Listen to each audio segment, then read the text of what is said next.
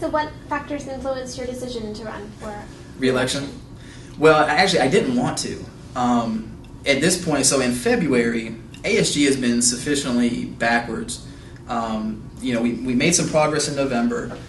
The December meeting was canceled. In January, I said, you know what, I'm going to just start doing what we do at NC State. I wrote like 4 or 5 resolutions. I filed them so that there was something to talk about because the group just kept meeting and doing nothing.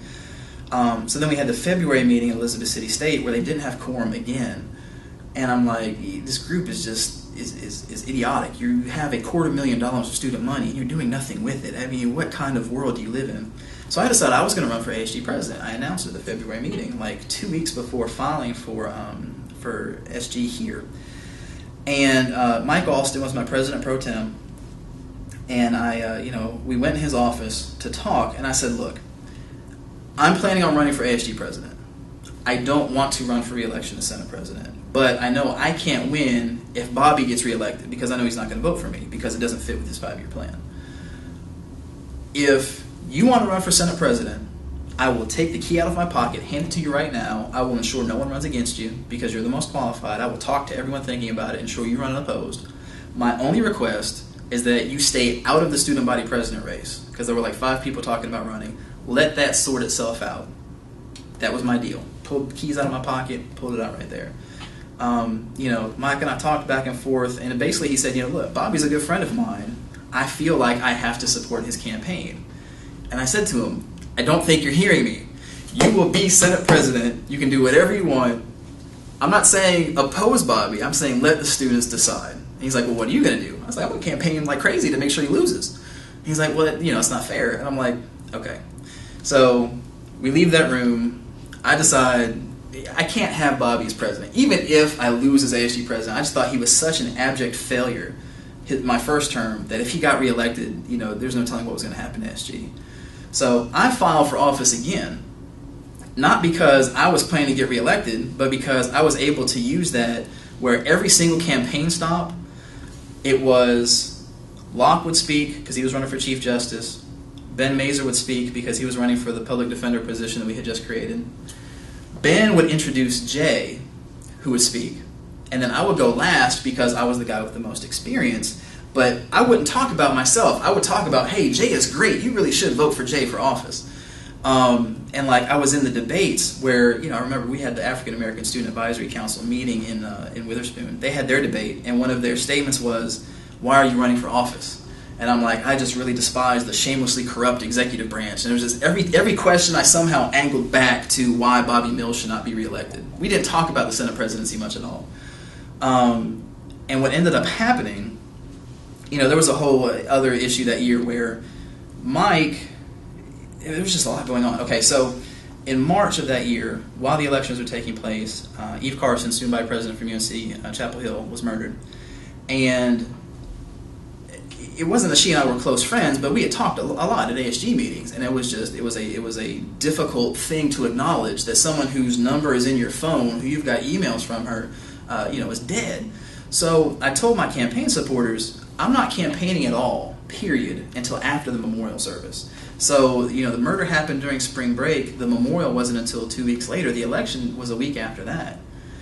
And no one was willing to take it at face value that I wasn't campaigning because it seriously bothered me that she had been killed. They thought it was all a trick. They thought I had something on Mike similar to what I had on John Chishwak. And because of that, you could see on Mike's face, he was just getting super stressed out about the campaign, and everyone in SG is talking about what is this October surprise that Greg has on Mike. I didn't have anything at all. Mike's a good stand-up guy. I just literally was not going to campaign. But it got so bad because Bobby was breaking campaign rules, and I was the one filing the complaints. I'm like, he did this illegally, he did this illegally, he did this illegally. And I'm about to go to law school, so I know how to word it well. Sending it to the Elections Commission, shooting it out to the technician. It was like me versus Bobby, and Mike was just kind of caught in the crossfire. So Mike ends up withdrawing. He's like, I can't deal with this anymore. Bobby's on his own. I'm tired of SG. I'm disillusioned with how it's happened. I'm going to go to WKNC. So at that point, we had a whole separate drama over who was going to replace him on the ballot. But essentially, I'm like, look, I really don't even want to be Senate president again. I need somebody. I just don't want Bobby to win.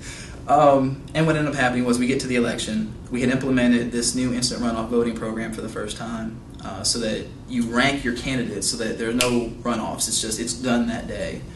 And when the elections come out, I think Bobby came in like third, because it was Jay and then John Mickey and then Bobby and then two other folks that ran, John Coggin and Ty. God, he's gonna kill me. I can't remember his name. Ty something. But, end of the day, mission accomplished. Bobby was not in office anymore. That was my whole focus. And it put me in an odd position because now I've gotten reelected at state. I'm going to this ASG meeting literally a week and a half, 2 weeks later, trying to tell folks I want to be ASG president. And really, never in the history of the organization in its modern form has someone done both. You can't be student body president and ASG president because the SVP is on the board of trustees, ASG president is on the board of governors. You can't serve on two boards at once. And no schools have legislative branches where the Senate president could do the same. NC State is like unique among the 17 system campus. So I was in this weird kind of argument where I'm like, I'm already done here at state. It's not going to take up too much of my time because it'll be in my second term. Please make me this other position. And we ended up, I know I'm going off topic, but essentially at this election at ASG, longest election in history, took like 3.5 hours. Ended up, people were like about to get into fist fights because of the heated debate going on. Ended up winning 23-22, I think, or 22-21. Then one of the presidents declared one of their delegates illegal after the vote had taken place because she knew that he had voted for me and it ticked her off. And under ASG's rules at the time, that was perfectly legit. You could declare a delegate invalid at any time for any reason. So that made it a tie. And then the chairman broke the tie in my favor. And by in my favor, I mean myself and my vice president, who she's the only reason I got elected because everyone hated me. So that's how everything turned out. I go from not wanting to be Senate president for another year to, in the span of 2 weeks, getting reelected with 89% of the vote and then winning ASG by a 1-vote margin, the longest election in history. It was crazy. Crazy. How did you handle both responsibilities as student Senate president and ASG president? A lot of caffeine. Back then we had Vault Zero. And like literally anytime anyone would see me, I would have a bottle in my hand. Like no lie. This is what I walked around with. I moved a mini fridge into the Senate president's office for the sole purpose of stockpiling soda. And it was just, so from my personal standpoint, I became a lot more efficient in terms of trying to get things done, trying to focus on what I was doing, one piece at a time. My sleep kind of went out the window. I would get up at 6, I would go until midnight in bed, 6, midnight. If I stayed up later, I got up later, but I only got 6 hours of sleep, period.